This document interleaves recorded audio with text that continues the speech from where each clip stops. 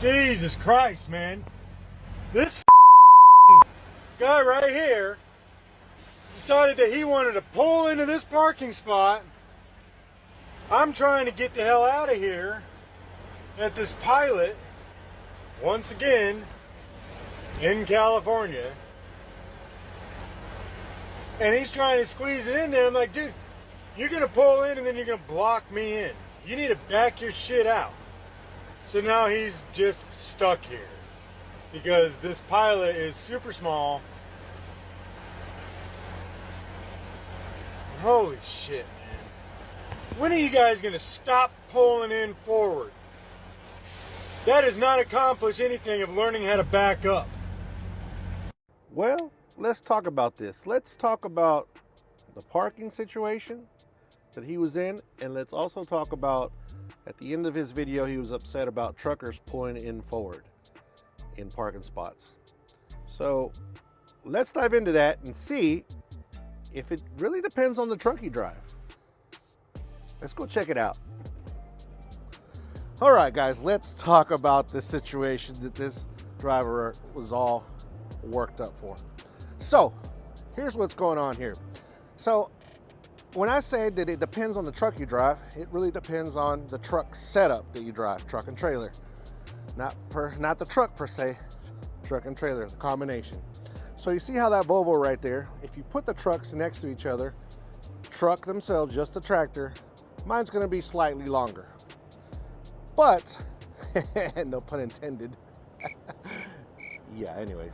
So, the way that he's set up though, is his trailer is quite a bit longer than mine. There I go again. Anyways, so if you look, his truck is sticking out probably a good 2.5 feet, 3 feet further than mine is. There's a reason why. Let me show you why parking situation, or however you want to park in my combination, really doesn't matter. Yeah, hot chocolate is nasty. Anyways, so from the front bumper to the rear bumper, it's roughly 67 feet, give or take. Now, if you've noticed, my front wheels are dang near where the front bumper's at, almost all the way. And what's going on here? The exact same situation is going on here. The rear wheels are dang near a few inches from the back of the trailer. So in my combination, it really does not matter whatsoever whether I pull forward or I back in like you're supposed to back in, right? So the reason that I pull forward or pull in all the time, anyways, the reason that I pull in all the time is because I've had situation just like this Swift driver right here. I mean, this driver right here that's getting his hood ripped off by this Swift driver. Not picking on Swift drivers. I've had that happen to me twice, not in this truck, but I've had it happen to me twice in a company truck, and I've had my hood ripped off, and I've had a trailer run over at this particular company. So what do? I try to protect myself as much as I can. Now, I don't want my company's trailer to get run over, of course not, but they have a little deeper pockets than I do. They can pay for a tow truck and they can get another trailer and all this stuff. They have the money to replace this like that. My truck is my truck. Well, mine and the banks, and mostly the banks. But anyways, so if old Hot Chocolate, sorry, I didn't mean to say that. If Hot Chocolate gets destroyed in any type of way, guess who is without a paycheck? And guess who is going to be getting called by the bankers? And guess who is going to get in trouble because bills aren't getting paid at home? This guy. So I try to protect myself as much as possible, and I pull the truck on forward. And if something happens to the trailer, like I said, that can be replaced really quick. Not that I want that to happen, but my truck is my truck, and I got to protect the business end of the deal for me. Just saying. Now, let's talk about those trailers. So let's walk over here and hopefully we don't get in trouble by filming this guy's truck. Sorry, RFS. I was gonna say that backwards because I'm dyslexic as well. Anyways, so you see how far his truck tires or his tires are from his rear bumper? Roughly about 10 feet. Let's go over there, see if we can sneak and count.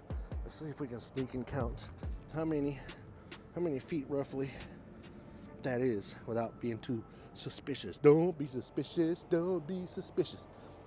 Suck in your belly so they can think that you're working out. Oh shoot, I'm gonna run out of breath. Screw that. All right. So 1, 2, 3, 4, 5, 6, 7, 8, 9, 10. Ooh, I was kind of right. 10 feet. Yeah, that's what's up. So 10 feet is what he has overhanging. So what the trailer has overhanging. So he can technically go all the way back here and have all this in the back and have a lot more room in the front. Now, that being said, let's talk about what this driver at the beginning of the video was so super upset about. And this is where it makes sense what he's talking about. It has a lot to do with the parking situation that he was particularly in. And this is where that can be a problem depending if you're pulled forward or not. Still, in my situation, does not matter. But the reason I didn't do it right now is because what he got into situation he was in, I would have been in. In other words, I would have been him had a regular box truck parked right here, facing in, having 10 feet overhanging. And guess what? If you look straight right here, if there was another 5 feet hanging out, hanging out right there, guess what? I'd be blocked to get out. And that is the situation. That is why he did have his reason to be upset. Now, let me give you an aerial view and show you guys how this can all be a problem. But it only pertains to parking spots like this.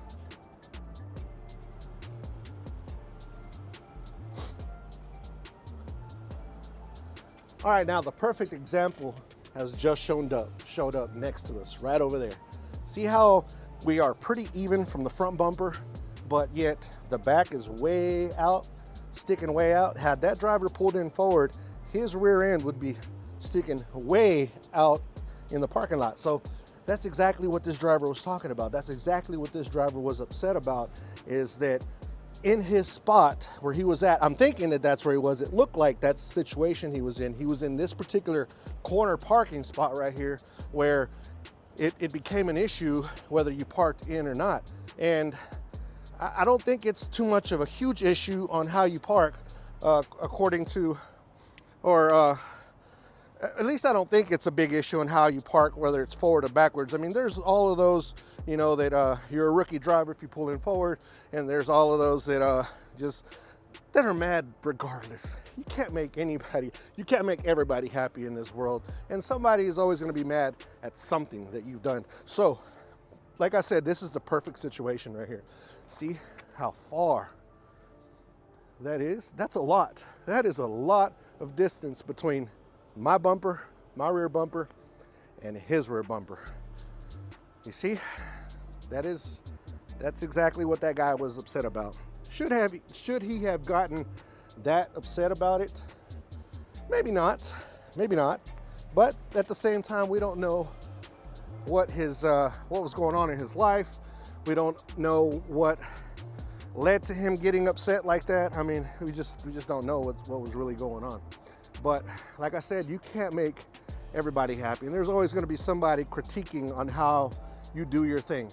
As long as you do your thing with courtesy, like if I've had to park in a situation like that where I had to do it, I would have got off and went and talked to the driver. Hey driver, whenever you need to move, When you're ready to leave, all you gotta do is come over, no matter what time of the night it is, whether I'm asleep or not, come knock on my door and I will gladly move out of the way so you can leave. I don't wanna hold you back, but this is the only spot I have and this is all I can work with, and hopefully, you know, we're gonna be okay with that. But some drivers, doesn't matter. They're mad at the world, whatever.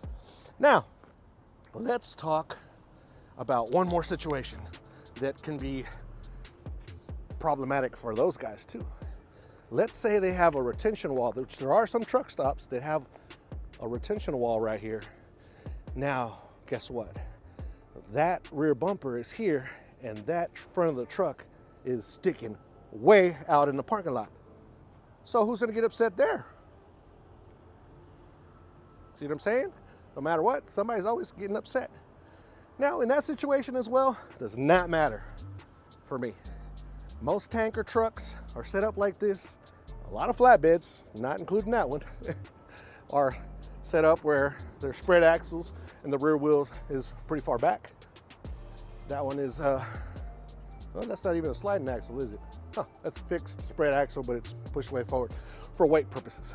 But, so that is, you know, those situations, in any situation really, it doesn't matter which way I park. I can pull in forward, backwards, not a problem at all. So, sorry I made this video that long, just to talk about a parking spot, but sometimes you have to try to make sense of things and try to stay calm about things, because getting upset and mad at the world's already screwed up. I mean, it is what it is. It's screwed up. Why are we making it worse for ourselves? We already deal with crazy four-wheelers. For those of you that drive cars, that's a car. Four-wheeler's a car. Because I had a video that people were like, I never saw a four-wheeler. It's a car. Truck drivers call four-wheelers. Truck drivers call cars, trucks, pickups, stuff like that. We call them four-wheelers. That's our lingo, trucker lingo. Ooh, got a little secret. Got a little secret of the trucking world. And we call cops bears too. Haha, did you know that? It's a whole jungle out here, or forest. Anyways, so yeah. Now, this is what you should do if you're in that situation and you need that driver to move. Hey driver, can you move? I need to get out of here. Man, you better get the hell away before I pump you full of lead. Oh, okay, my bad. And yet, that's a whole other video. Peace. We're out of here.